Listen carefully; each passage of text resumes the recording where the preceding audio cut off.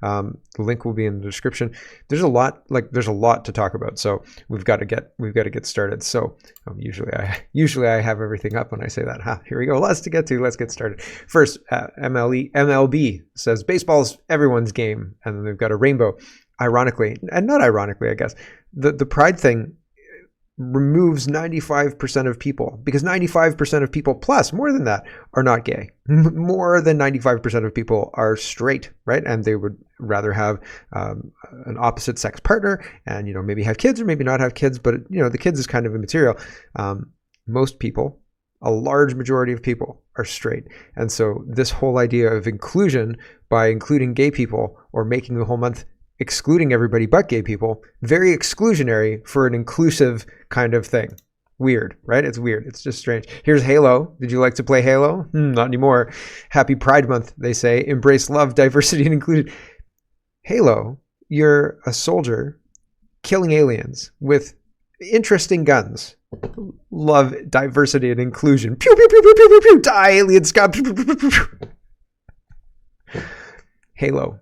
Yeah. I mean, when I think Halo, I think love and inclusion. They teabag people on Halo. Like when you kill, like if you play multiplayer and you kill somebody, before you frag, when you die, and before you respawn, there's like 10 or 15 seconds where your screen fades out. And oftentimes people will walk their avatar over to you and like teabag you, right? Love and inclusion. Take that, buddy. And maybe they'll shoot your dying corpse, right? Like, love and inclusion for Halo. Here's a rainbow. Is that good enough? Okay, great. Teabag. I mean, I guess it is the LGBT community, right? So anyway, regardless, the whole thing is very strange. Navy SEALs are gay. Navy SEALs Special Warfare Command posted a rainbow that says New Dignity Service Respect Equality, or NSW, I thought it said new. NSW Dignity Service Respect Equality Pride. Navy Special Warfare. So Libs of TikTok says the Navy SEALs have gone woke, our elite special forces. This is terrifying. Oh yeah, it's terrifying. Saskatchewan's gone gay. Government of Saskatchewan says we've proclaimed June as Pride Month, celebrating the diversity of our province. Pride plays an important role in building a more inclusive Saskatchewan for all. Sorry. Here's Justin Trudeau. I mean, you thought your province was safe, right? Saskatchewan's not safe, right? Danielle Smith, is she going to proclaim Pride Month, right? Transgender Month? Who knows? Have dogs wear rainbow collars? Pride Month. Liberal Party, who've changed their avatar on their I don't know, all of their social media avatars to a rainbow logo with the trans colors included. They say Pride season kicks off today and we can't wait to join Canadians from coast to coast to coast in celebrating love, diversity, and inclusion. It's not that. It's exclusionary. Like, it's very, very exclusionary. I cut Jordan Peterson because I thought it was kind of trite. Okay, here is C.S. Lewis. I think this is a much better explanation of why pride is bad. It's about 2 minutes, but I think it's worth the investment in listening to this. So here we go. Here's C.S. Lewis on pride. Conscious of in ourselves, and the more we have it ourselves, the more we dislike it in others. The vice I am talking of is pride, or self-conceit. And the virtue opposite to it in Christian morals is called humility. You may remember when I was talking about sexual morality, I warned you that the centre of Christian morals did not lie there. Well, now we have come to the centre. According to Christian teachers, the essential vice, the utmost evil, is pride. Unchastity, anger, greed, drunkenness, and all that are mere flea bites in comparison. It was through pride that the devil became the devil. Pride leads to every other vice. It is the complete anti-God state of mind. Does this seem to you exaggerated? If so, think it over. I pointed out a moment ago that the more pride one had, the more one disliked pride in others. In fact, if you want to find out how proud you are, the easiest way is to ask yourself, How much do I dislike it when other people snub me, or refuse to take any notice of me, or shove their oar in, or patronize me, or show off. The point is that each person's pride is in competition with everyone else's pride.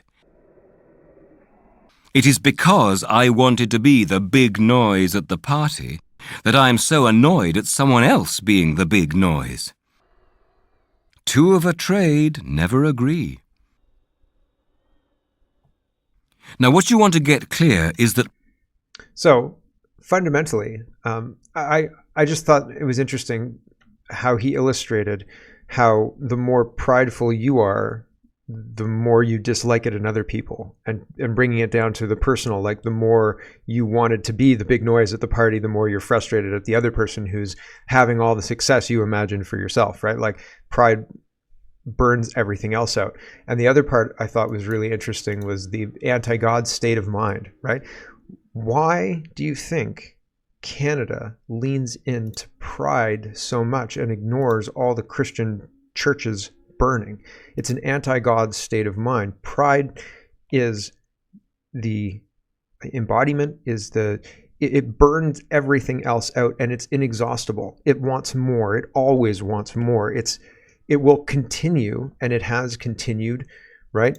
Before Pride season started, I mean, it was a week before. It used to be a Sunday, right? Pride parade when I was growing up didn't exist. And then in 1995, it was like a Sunday in Toronto, and then it was a weekend in Toronto, and then it was an extended weekend in Toronto, and then it was a week, and then it was a month, and now it's a season, and it demands and demands and demands, and we have to say no. And I mean, like, we should not celebrate Pride.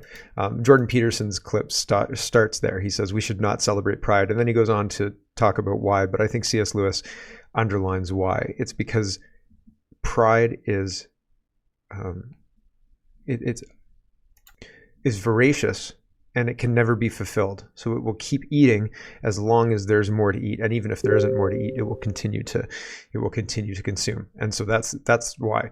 Here is James Lindsay, and he's talking about being at the United Nations and the United Nations. So I think that pride is being used against us by the powers that be. Through pride, we are told that we're being inclusive, etc., while being exclusive, right? Like, only the gay people are included here. Unless you're gay, you're excluded, right? Oh, but wait a second, I thought it was inclusive and inclusion that we were celebrating. So the United Nations is one of the enemies, I guess, at this point in time. And yet, like, I'm not saying that I disagree. I think that that's probably pretty accurate. But at this point in time, they're a very, very powerful entity that has a lot of sway and influence with world leaders, regardless of what I think, right? And so here's James Lindsay, and here's a whole protest against the United Nations. And the United Nations is trying to implement their globalist NWO single world government through other mechanisms that are kind of swirling around. I don't think it's the United Nations necessarily, but the United Nations would be the body that would kind of oversee it. I think is the structure that everybody is assuming. And I think even the United Nations is assuming. So here's James Lindsay trying to oppose it. Here we go. Thank you all for being here. We stand in front of... Oh, man. We stand in front of, he says, the United Nations. Hold on. I'll just back it up. Here we go. Thank you all for being here. We stand in front of the global headquarters of one of the most evil organizations ever to curse this planet, and I'm here to condemn it.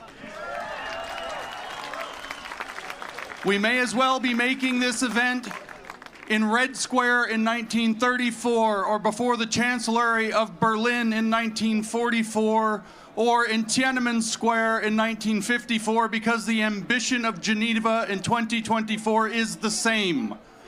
Their ambition is to control the world with a global tyranny and a global religion called sustainability and inclusion.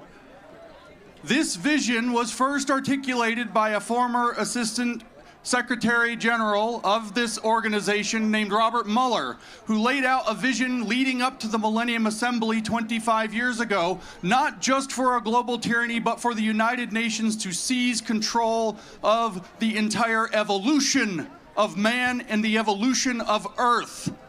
That cannot be. He put forth this vision believing that the world is a meta-organism. The nations of the world, the ecosystems of the world are like organs of a single body. The people, the plants, the animals are like its cells. And for them, the United Nations will be its central nervous system, its brain, the center of its soul. Obviously, we will have to sacrifice our sovereignties, national and individual, to achieve this vision, this evil, demonic vision, and we must say no. The Sustainable Development Goals show that this has crystallized and was taken seriously, and we come to Geneva to say no, we will not go with you. We will not allow this. Absolutely not. Our sovereignty is sacred. We cannot give it, and you cannot take it from us. But to the United Nations, I give a warning. That is not a building of glass and steel and concrete. That is Babel. And God shall not be mocked. Their judgment is coming. Thank you. Interesting, right? James Lindsay is very, very direct in his speech about what he's talking about, what he's worried about, and who he thinks the bad guys are. I don't think he's far off. Although I don't agree with him 100% on everything. He talks about the right, specifically the Christian nationals, and he thinks that Christian nationals are a psyop. And I mean, it's being pushed. There's certainly money behind it, for sure. And perhaps he's correct in how that's being pushed and how they're going to be used. However, he was talking about how stupid the right were behaving.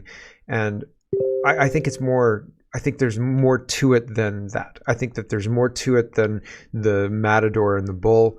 I think that the right is responding to circumstances that are being pushed on them on purpose by a radical left who are globalists, who are in control of the government. And the globalists are trying to get a specific reaction from the right, and the right hasn't given it yet. And so they're trying to be coerced into that. However, again, there's more details, there's more layers than what's being discussed. For example, on one side with regards to immigration, you've got a situation where if somebody says immigration's bad or borders are open and we should close them, whatever, you call them a bigot, right? If you're on the left-hand side, if you're on the left and you want to silence your opposition.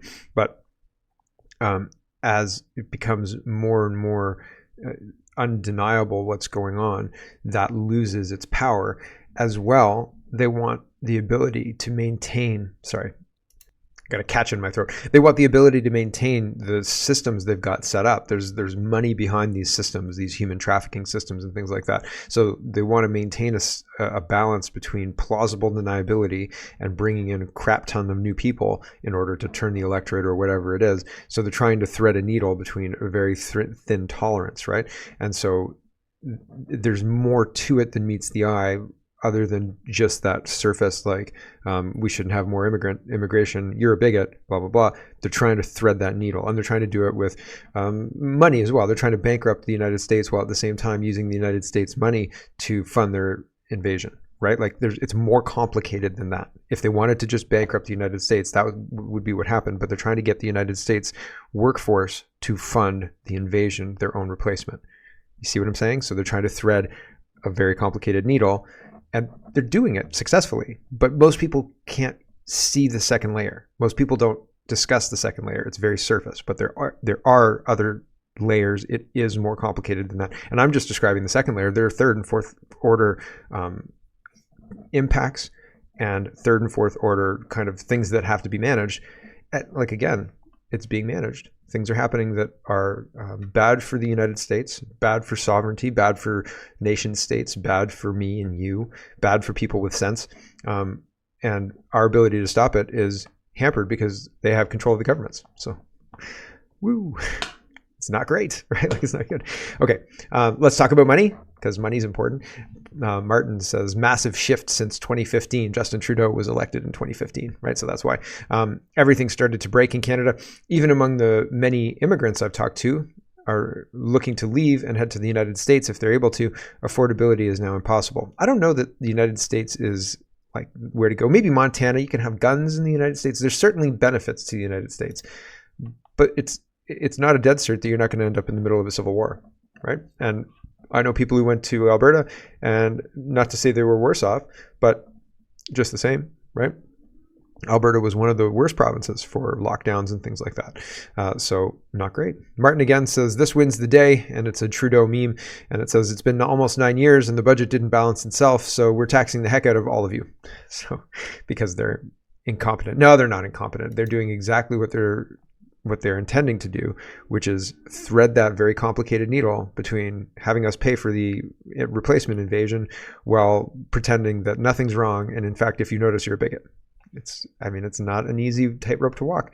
Mike Money Talks says, as long as current trends in productivity continue, living standards in Canada will drop and Canada's enormous economic potential will remain latent, right? So that means the money that we have won't be able to be used by us. So this is a UK publication, I believe, Financial Times UK, and they're talking about why isn't Canada an economic giant? There are a few reasons, Justin Trudeau being chief among them, I think. Poor productivity is at the heart of the country's growth challenges. In an hour, a Canadian worker produces just over 70% of what an American can. That's below the Euro area and even the UK based on 22 data. Many would have expected the resource-rich country to benefit, or economy to benefit, as globalization powered forward, but its relative labor productivity has actually slipped since 2000. A lot comes down to population. Canada has one of the lowest population densities in the world. Its fertility rate has been declining sharply, and it does not have enough people to capitalize on its economic potential. Priorities may also be different from those of other countries. Canada ranks high on health, education, and life satisfaction indicators. Its leading cities, Calgary, Vancouver, and Toronto, are considered among the world's best to live in, and the country consistently ranks among the top destinations for immigrants. Yeah, rising up the GDP tables is not the be-all and end-all for any nation, and clearly the Canadian lifestyle is coveted around the world and not just in developing nations. Yet as long as current trends in productivity continue, living standards will drop and Canada's enormous economic potential will remain latent. That would be a great shame for the thousands moving there seeking a better life and for the global economy. The thousands? I mean, if it was just thousands, then maybe we'd be able to stay afloat, right? It's like trying to tread water and somebody keeps throwing, like you're trying to tread water and you're doing all right, and then somebody says, here, put this weighted vest on, we just need to test something, and you put the weighted vest on and it's harder, but you can stay afloat. And then somebody says, here, we're going to put these weighted cuffs on you too, and then so like it's harder, and then they toss in a couple of dummies that you also have to keep afloat. And as you're keeping the dummies afloat, the dummies' families also show up and you have to keep them afloat too. So at some point, you're just going to not be able to tread water anymore. At some point, it's just going to be like, oh, I'm going under and there's nothing I can do about it. Could I take this vest off, please? And they say, that's the carbon tax, sir. And you're killing grandma. What? Love Me When I'm Gone is sharing this. Now, I was going to show you the contract. I was going to show you the contract between the United States and Saudi Arabia. I don't know if these dates are correct. Okay, I couldn't verify this on Wikipedia. I couldn't verify this on the New York Times archives. Our articles came up talking about these historic agreements, and the dates line up, right? On the other side, on the 70 side, for this to be an agreement that might be ending. But I've seen other news talking about how United States and Saudi Arabia were in negotiations for an agreement, and they came to an agreement, and this is not that long ago. I think it was like May 2nd or something to that effect. So I take this with a giant grain of salt. I just thought it was an interesting idea, and people are saying that the Black Swan event is going to be a de-dollarization, kind of one foul swoop, right? Like one stroke of the pen, right? Like you get a voicemail that says we're broken up, and then you never talk to the person again, and all their stuff's gone, and like you come home and like everything's gone, and you're like, what happened? I don't even understand what happened. That's never happened to me. It's kind of a trope, but right, you see what I'm saying? Like full no contact, boom. So I don't know. We'll see. Black Swan events have been discussed, and well, one of the other reasons that I'm showing this to you is because I saw this news. Wall Street Silver says, while no one was paying attention, the Reserve Bank of India silently moved over 100 tons of its gold reserve from the UK to India for the first time since 1991. India will now hold most of its gold in its own vaults. The Reserve Bank of India also purchased 24 tons of gold in just 4 months, which is 1.5 times more than its gold purchases for all of 2023. China, Russia, and India, 3 of the world's strongest economies, are rapidly stockpiling gold to increase control over their assets. The rapid pace at which they're accumulating gold is suspicious, almost as if they are preparing for a crisis. One of the reasons that I think, and not necessarily one of the things that you don't do, is call a date like, oh, it's definitely going to happen on this date for this reason. And one of the reasons you don't do that is because sometimes you don't see the impact for months or years, even if something impactful, very impactful happened on the date, because maybe what happened was a signature, right? Maybe what happened was an agreement was reached and the agreement date was on that date. So like sometimes you're not even going to see the crazy thing that happens. However, 6/6/24, 4 plus 2 is what, right? And so sometimes dates like that have coinciding like bad things happening. Does that make sense? For ritualistic purposes. And so here is speculation, total speculation. Take it with a giant, massive grain of salt. It's plausible, but also, I don't know, right? But it would be a Black Swan event, yes. If this actually happens, it would be a Black Swan event. Here we go. I know you're super busy with everything that you're doing in your life, but I have a piece of intel I wanted to share with you, because I know you have a great reach of people, and being the legend that you are, you can get this information out there. There are a lot of folks talking about a Black Swan event, something that nobody sees coming. And what's interesting is that this thing that I'm going to share with you, this piece of intel, is huge, and no one, and I mean no one, is talking about this. Back in 1957, the United States and the Federal Reserve approached Saudi Arabia and offered military support, protection, as well as weaponry if they would use the United States dollar for all sales of Saudi oil. This, of course, expanded and gave the USD great privilege and clout, okay, and even more dominance. Well, June 9th, just a few weeks from now, less than 2 weeks from now, that contract expires.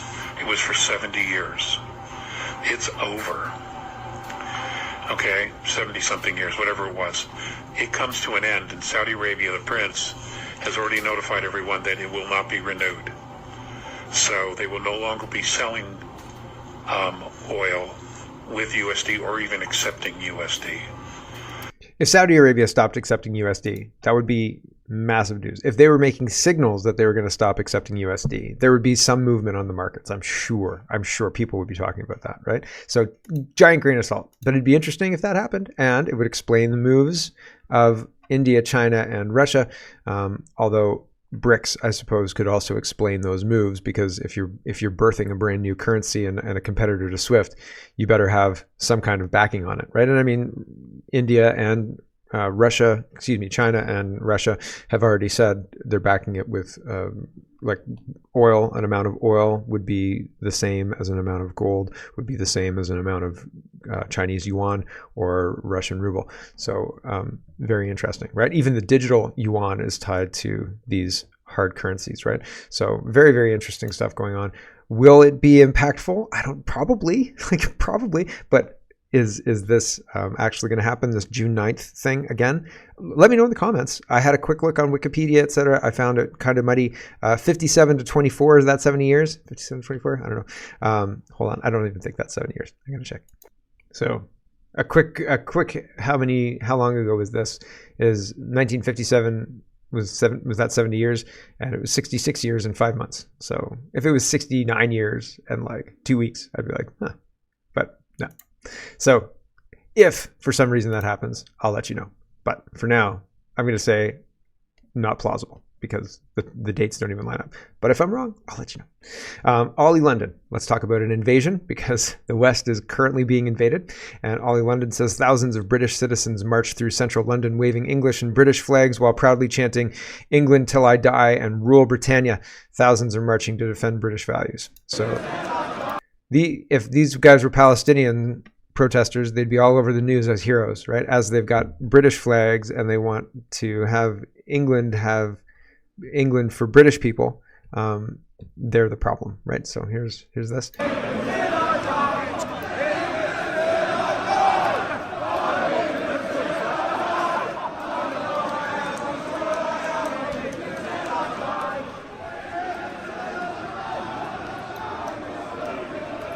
So fighting for your country is singing songs. And the mainstream media is trying to undermine what's going on. They say hundreds of far-right protesters gather in London to demand the resignation of Met Police Chief as over 2,000 officers deployed. So it was a lot more than hundreds, right? So they're trying to undermine this, and that's very interesting to note. Andy No says hundreds. By my estimate, there were likely 10,000 people at the protest against what they say is two-tiered policing, out of control mass migration, radical Islam, and biased media. Yes, and the media is lying about it. So again, like very, very interesting stuff going on. Doug Ford had Olivia Chow and Justin Trudeau standing behind him when he said, if you want to come to Canada, be nice to everybody. You better be nice to everybody, or, coming to Canada shouldn't be on your list of things to do. And apparently that was wrong of him to say, racist, intolerant. I think I'd still have a hangar with a plane ready to go. And as soon as it was full, it would go. And we just keep filling it up with people who are needing to be removed from Ontario. And if people thought that was racist, you can go spend time in the other countries that you think are so open-minded and tolerant, because we have to be all done playing games with people who don't understand what they're talking about, right? Like watching a documentary on Netflix doesn't make you an expert. Sorry. Anyway, Chris says Doug Ford's comments about newcomers to Canada were not in the least controversial. He was speaking for the vast majority of us, including immigrants and their children like me. True North says Ontario Premier Doug Ford isn't backing down from controversial comments he made about immigrants. And so that's interesting. Mark Patron or Global News says Immigration Minister Mark Miller says it was a dumb thing to say when Ontario Premier Doug Ford seemingly linked immigration to rising anti-Semitism in Canada. And Mark Patron says, dumb, if you bring in millions of people with a long history of holding deeply hateful views towards us and others and don't want to assimilate, what do you think was going to happen? Yeah, right? Like, yeah. What did you expect would happen? Really? It's interesting that the media is trying to run cover for all of this and to demand some kind of apology from Doug Ford when he said kind of what was obvious, right? It wasn't even really controversial. It was like saying there's a cup on that table if there was a cup on the table. Sick of it is sharing this. EU agrees on a new migration pact. Mainstream parties hope it will deprive the far right of votes. That was reported by the Associated Press on May 14th. And Sick of It says, there we have it.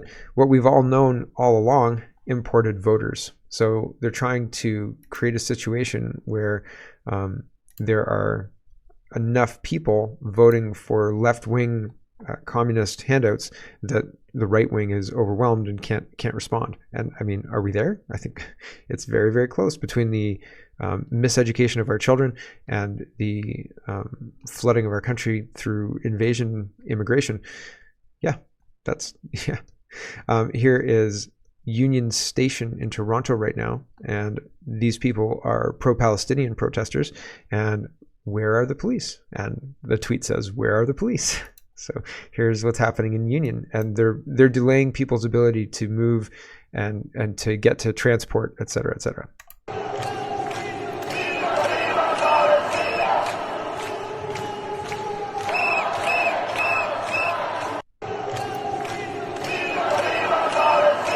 If this was truckers demanding no vax mandates, no like bodily autonomy, and Justin Trudeau resign, they'd have horses in there. They'd remove those people, right? But because it's a it is a protest that has been allowed, sanctioned protest, then they're not going to do a damn thing. They're not going to do anything about it. They're not. Ollie London highlights the former First Minister of Scotland, Humza Yousaf, and he demands the British governments bring in Gazans to the United Kingdom. Do the right thing and bring injured Gazans here to the United Kingdom. In Scotland, I'm sure other parts of the UK are ready to play their part. Weird how all of these foreign first ministers want to continue to flood not his country with Gazans, right? Like, I'm not talking Scotland, right? Like, Jeepers Creepers. It's very, very interesting how that works, right? Like, oh yeah, Canada should take all those Gazans, but Egypt's not going to take one. Huh. Why do we have to take Gazans? Why doesn't the international community, I don't know, stop that war or whatever? The whole thing's ridiculous. And we're not, I'm again, underlying, we don't have a say. It's not our country. Neither Gaza nor Israel is our country. We shouldn't pay for war for those countries. We shouldn't influence them one way or the other, but we shouldn't be sending money. We shouldn't be sending money. And hello, everyone. Thanks very much for watching. This is just a short version of a longer show. If you'd like to get the whole show, you can go over to CanadaPoly.com and sign up for a subscription. Just look in the drop-down tab for Shop and Donate and look for subscriptions, and you'll get immediate access to the full show. Love to see you. Thanks for watching, everybody. Have a wonderful, wonderful